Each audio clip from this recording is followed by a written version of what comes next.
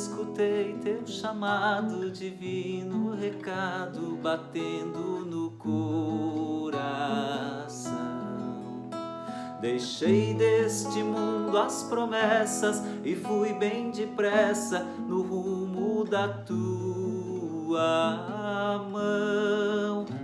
Tu és a razão da jornada, tu és minha estrada, meu guia, meu fim. No grito que vem do teu povo, te escuto de novo chamando por mim. E neste 30º domingo do tempo comum, também como igreja somos convidados a celebrar o Dia das Missões. E nós ouvimos então o apelo do Papa Francisco, que nos fala sobre a necessidade de missionários da esperança, capazes de lembrar profeticamente que ninguém se salva sozinho. As leituras são: primeira leitura, livro do profeta Jeremias, capítulo 31, do 7 ao 9. Isto diz o Senhor: exultai de alegria por Jacó, aclamai a primeira das nações, tocai, cantai e dizei: salva, Senhor, teu povo, o resto de Israel. Eis que eu os trarei do país do norte e os reunirei desde as extremidades da terra. Entre eles há cegos e aleijados, mulheres grávidas e parturientes. São uma grande multidão os que retornam. Eles chegarão entre lágrimas e eu os receberei entre preces. Eu os conduzirei por torrentes d'água, por um caminho reto, onde não tropeçarão, pois tornei-me um pai para Israel. E Efraim é o meu primogênito. O salmo que faz eco a esta profecia tão bela do Senhor é o Salmo número 125. Salmo 125. Maravilhas fez conosco o Senhor, exultemos de alegria. Maravilhas fez conosco o Senhor, exultemos de alegria. Quando o Senhor reconduziu nossos cativos, parecíamos sonhar. Encheu-se de sorriso nossa boca, nossos lábios de canções. Entre os gentios se dizia: maravilhas fez com eles o Senhor. Sim, maravilhas fez conosco o Senhor. Exultemos de alegria. Mudai a nossa sorte ao Senhor como torrentes no deserto. Os que lançam as sementes entre lágrimas ceifarão com alegria. Chorando de tristeza sairão. Espalhando suas sementes, cantando de alegria, voltarão, carregando os seus feixes.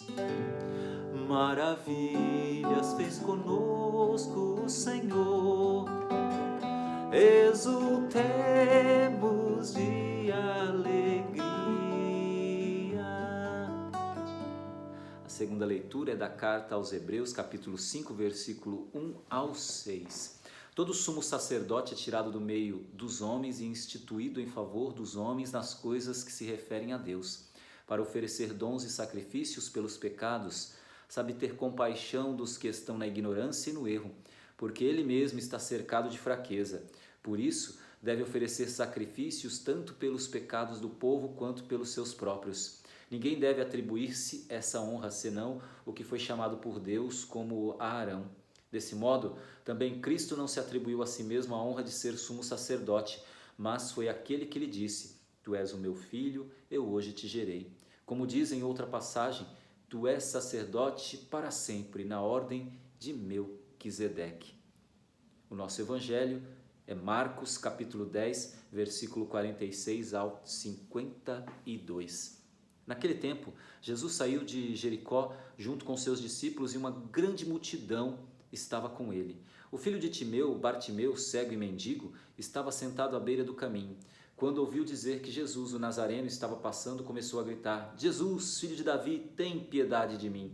Muitos o repreendiam para que se calasse, mas ele gritava ainda mais: Filho de Davi, tem piedade de mim. Então Jesus parou e disse: chamai-o. Eles o chamaram e disseram: coragem, levanta-te, Jesus te chama. O cego jogou o manto, deu um pulo e foi até Jesus. Então Jesus lhe perguntou: o que queres que eu te faça?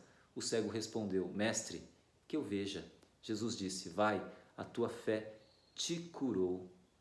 No mesmo instante, ele recuperou a vista e seguia Jesus pelo caminho.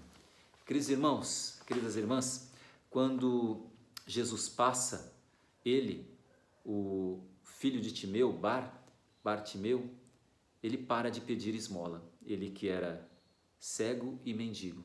Ele troca então a esmola pelo pedido de piedade, misericórdia de Deus. Ele para imediatamente de pedir esmola para os outros, para a multidão. E agora ele vai pedir algo a Jesus. E o que ele pede? Misericórdia. E a misericórdia é um pedido de quem tem consciência de que não merece, mas precisa. Ele pede a cada um o que cada um pode dar. Para a multidão ele pediu esmolas. Para Jesus ele pediu a misericórdia. Que adianta eu pedir para as pessoas o que elas não podem me dar? Carinho, atenção, gentileza, empatia.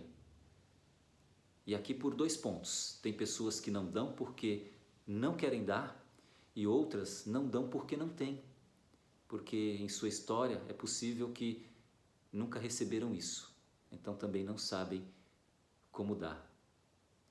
Não peça ao outro o que o outro não pode lhe dar.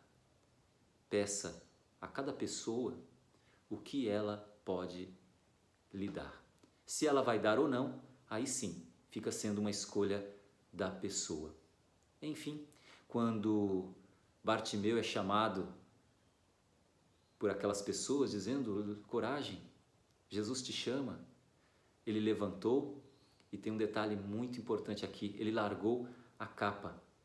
Essa capa é que dava identidade a ele como mendigo, é o que o cobria, o que ele estava acostumado a fazer, seus hábitos, significa a sua vida antiga. Não adianta, queridos, querer correr até Jesus, pedir a sua misericórdia, se a gente não tem coragem de deixar a capa antiga para trás. Aquela história antiga que já não nos ajuda mais no presente. Qual é a capa que a gente precisa deixar para vivenciar a misericórdia de Jesus Cristo?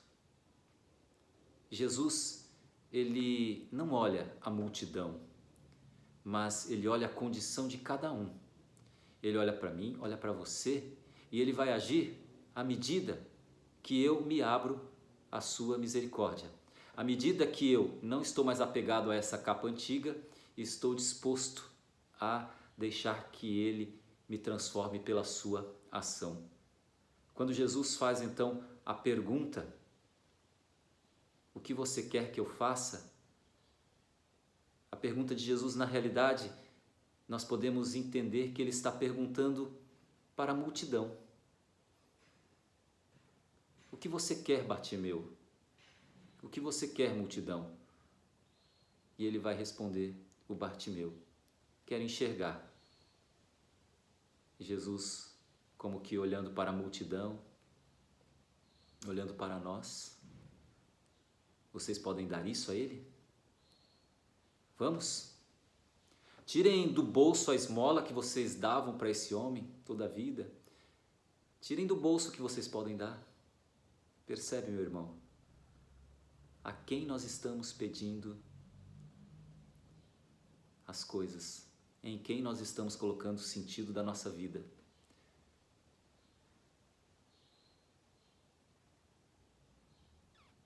O que ele pede, o cego Bartimeu, na realidade, não era só o que ele precisava.